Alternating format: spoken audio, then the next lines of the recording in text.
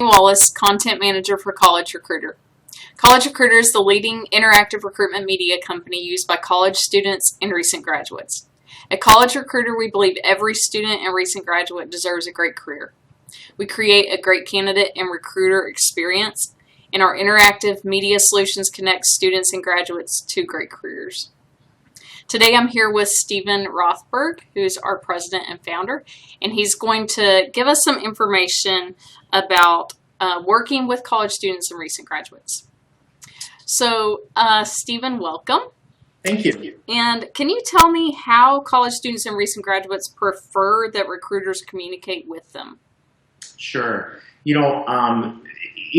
a nutshell, they really want the recruiters, the employers, to be using technology and to be using it well. Today's college students and recent graduates primarily are members of Gen Y. Some people call them Millennials. Either term is kind of used interchangeably. About a third of the workforce today are Gen Y or Millennials. So these are not just people who are in school anymore. A huge portion of them have already graduated.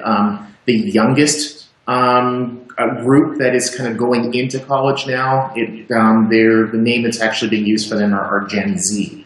But about 36% of the workforce as of, I think, 2014 are members of Gen Y. So employers really, really need to pay attention to that. And within about 9-10 years, about 3/4 of the workforce are going to be members of Gen Y. So one thing that employers really need to pay attention to are things like blogging, social media, and video. The members of Gen Y want employers to be taking advantage of that. It's not good enough anymore to have a pamphlet that you pass out or even a website. The members of Gen Y want to see video. An expression that I like to use is that if a picture is worth 1,000 words, a video is worth 1,000 pictures.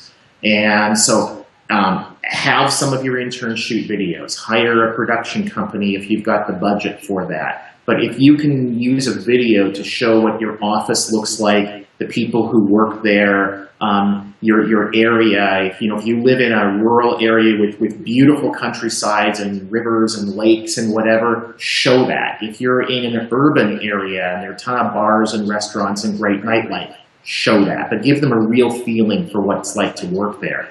You can use the blog articles to showcase your culture so that people understand what your values and mission are. At College Recruiter, one thing that we did a couple of years ago is we made a real concerted effort to go big on video. Tens of thousands of the job postings on our site have video embedded right in them. Employers that advertise their jobs with us, if they just give us a YouTube link to a video about them, about their community, whatever, we can include that video right into the job posting. And that greatly increases the quantity of response, how many candidates apply to the jobs. It also greatly increases the quality of response because you're going to get people who are just much more likely to really want to work for you if they can better understand you. Another thing that we've been finding is that with a certain group of students, virtual career events, some people call them virtual career fairs, VCFs, VCEs, they're also popular. So if a student, say, grew up in Chicago and is going to a small liberal arts college in the middle of nowhere and now wants to move back to Chicago, most employers in Chicago are not going to hop on a plane, fly 3-4 hours, get into a rental car, drive 2 hours to go interview at a school of 1,500 people.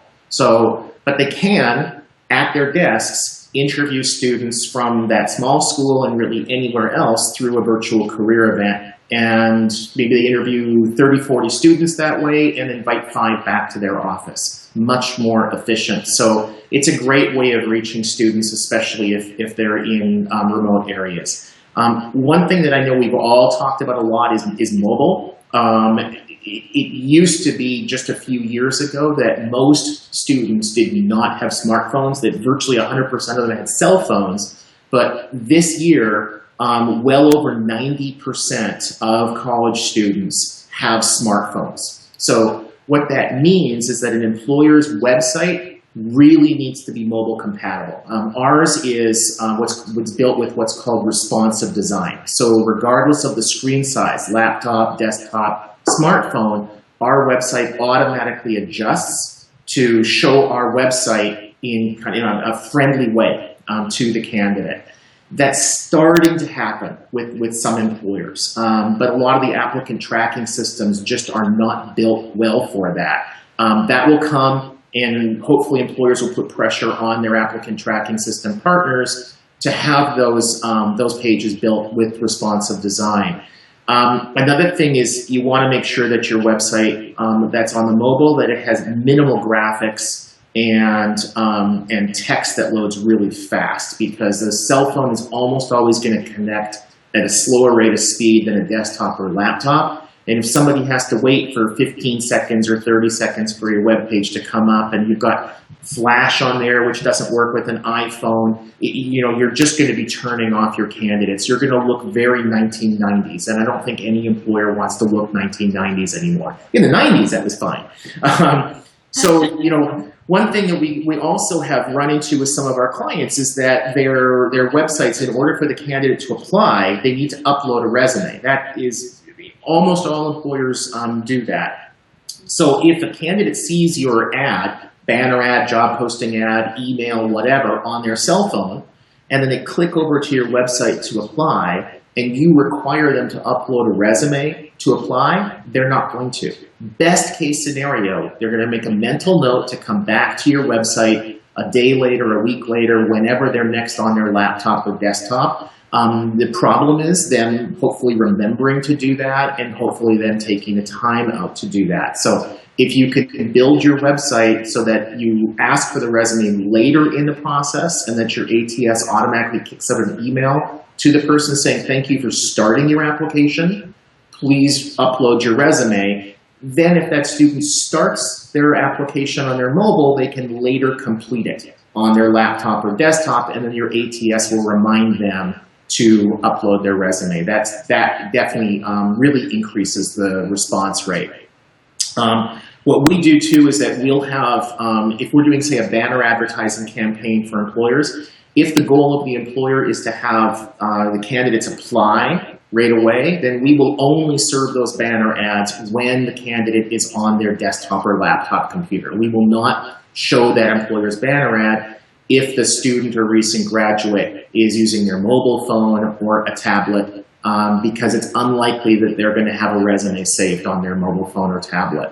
The last thing I would say also is that we all need to remember now that with well over 90% of students having smartphones, that the vast majority of emails that they're going to be reading, they're going to be reading them on their smartphone. So if you're expecting that student to reply back with an attachment, that's going to be a challenge. If you're expecting that student to click on, say, an ad and go to your website right away to apply, that's going to be a challenge, because again, they're not going to have a resume on their phone. So if employers want to be able to hire a decent number of Gen Y people, in 10 years, 75% of the workforce is Gen Y, then the reality is we need to adapt to the new technology being used by these students and grads, and not expect them to go back to the 1990s and interact with us that way.